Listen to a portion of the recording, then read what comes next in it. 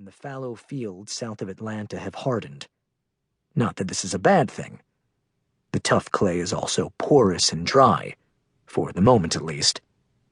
Hence the decision to pitch camp here. Winter's coming, and this contingent has been regrouping here for over a week, settling in, recharging, rethinking their futures. If indeed they have any futures. You kinda just let the head fall on it.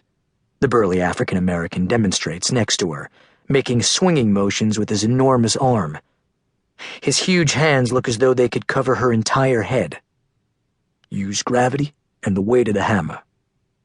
It takes a great deal of conscious effort for Lilly not to stare at the black man's arm as it pistons up and down. Even crouching in his sleeveless denim shirt and ratty down vest, Josh Lee Hamilton cuts an imposing figure. Built like an NFL tackle, with monolithic shoulders, enormous tree-trunk thighs, and thick neck, he still manages to carry himself quite gently. His sad, long-lashed eyes and his deferential brow, which perpetually creases the front of his balding pate, give off an air of unexpected tenderness. No big deal, see? He shows her again, and his tattooed bicep, as big as a pig's belly, jumps as he wields the imaginary hammer. See what I'm saying? Lilly discreetly looks away from Josh's rippling arm.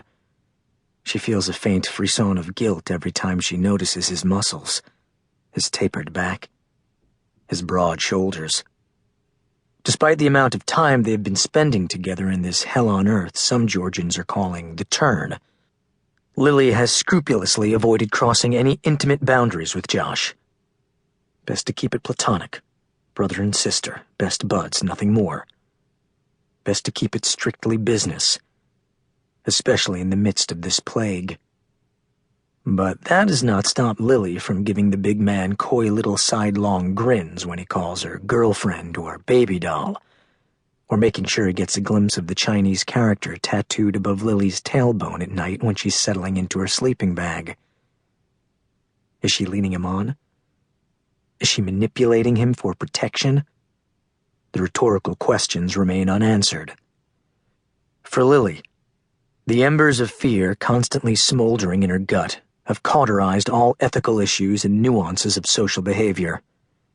In fact, fear has dogged her off and on for most her life.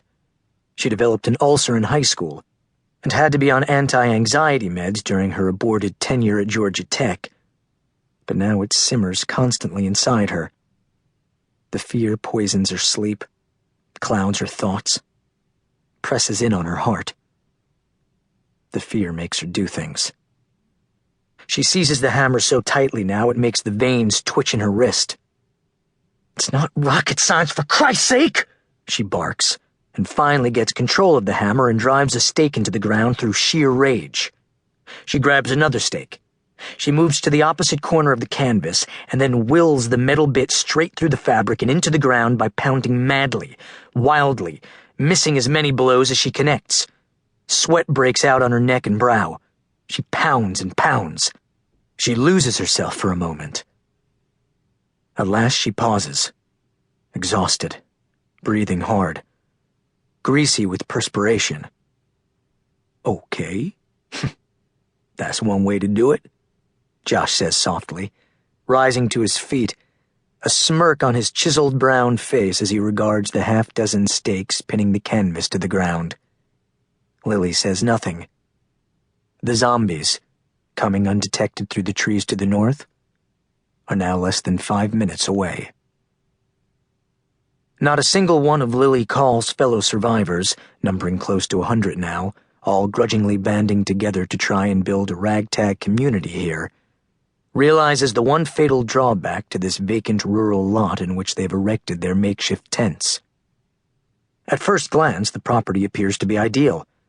Situated in a verdant area 50 miles south of the city, an area that normally produces millions of bushels of peaches, pears, and apples annually, the clearing sits in a natural basin of seared crabgrass and hard-packed earth.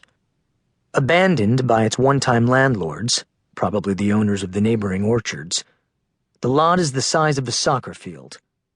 Gravel drives flank the property. Along the